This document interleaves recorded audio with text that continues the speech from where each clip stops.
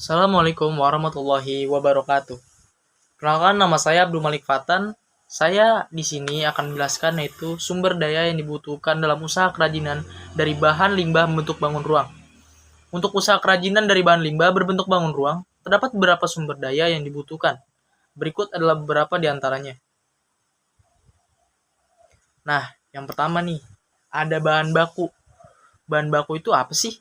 Bahan baku itu adalah ya seperti contohnya tuh seperti kayak kertas bekas yang bisa digunakan untuk membuat berbagai macam kerajinan seperti origami, patung kertas, atau bingkai foto. Nah, habis selain itu ada lagi nggak sih? Ada dong. Yang kedua ada botol plastik. Ya, botol plastik itu dapat diubah menjadi pot tanaman, tempat penyimpanan, atau dekorasi rumah. Yang ketiga ada karton. Karton biasanya digunakan untuk membuat model bangunan, mainan, atau bingkai foto juga bisa. Dan yang keempat, ada kaleng bekas. Nah, kaleng bekas ini bisa diubah menjadi tempat pensil, lampu hias, atau pot tanaman. Yang kelima, ada kain perca.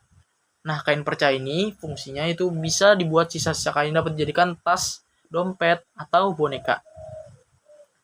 Nah, untuk cara membuatnya, kita perlu alat dan perlengkapan dong.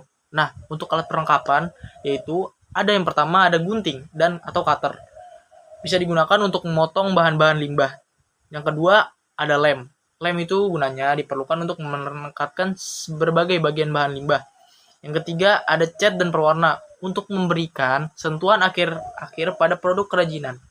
Yang keempat, ada kuas dan roller digunakan untuk mengecat atau mewarnai bahan. Yang kelima, tentu harus ada alat pengukur dong. Alat pengukur seperti penggaris dan meteran untuk mengukur dengan akurat.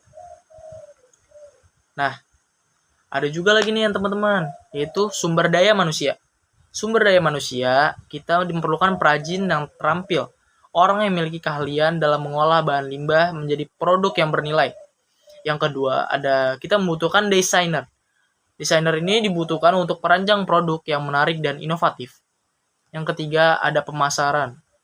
Itu orang yang bertanggung jawab untuk memasarkan produk kerajinan ke pasar. Nah, selanjutnya ada infrastruktur.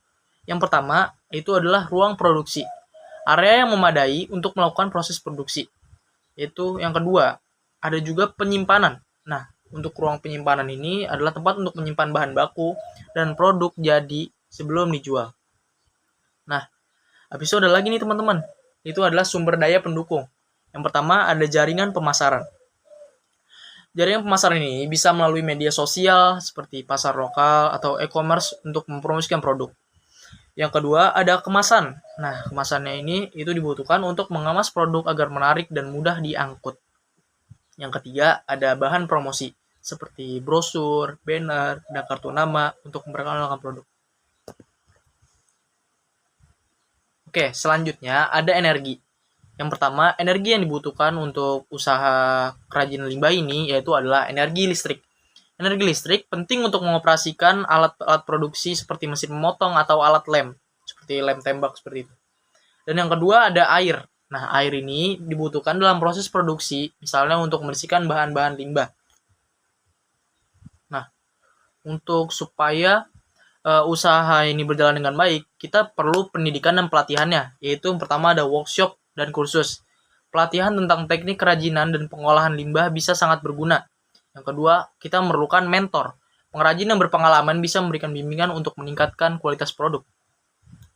Oke. Selanjutnya, itu adalah lingkungan dan komunitas. Yang pertama ada komunitas kerajinan. Bergabung dengan komunitas atau kelompok kerajinan bisa memberikan dukungan moral dan ide-ide baru. Dan yang kedua ada edukasi lingkungan. Menyebarkan kesadaran tentang pentingnya daur ulang dan pengolahan limbah. Nah, dengan pemanfaatan sumber daya di atas, kamu bisa mulai usaha kerajinan dari bahan limbah yang tidak hanya membantu mengurangi limbah, tapi juga menciptakan produk yang unik dan bermanfaat. Nah, selain itu teman-teman, untuk limbah ini kita juga bisa dengan cara menguranginya dengan membuat yang terbaik, membuat suatu kerajinan-kerajinan yang unik seperti banyak seperti untuk tempat pensil, buat tempat pensil, membuat bingkai foto. Nah, Sekian saja dari penjelasan dari saya tentang sumber daya pengolahan limbah ini menjadi kerajinan. Terima kasih. Assalamualaikum warahmatullahi wabarakatuh. Bye bye semua.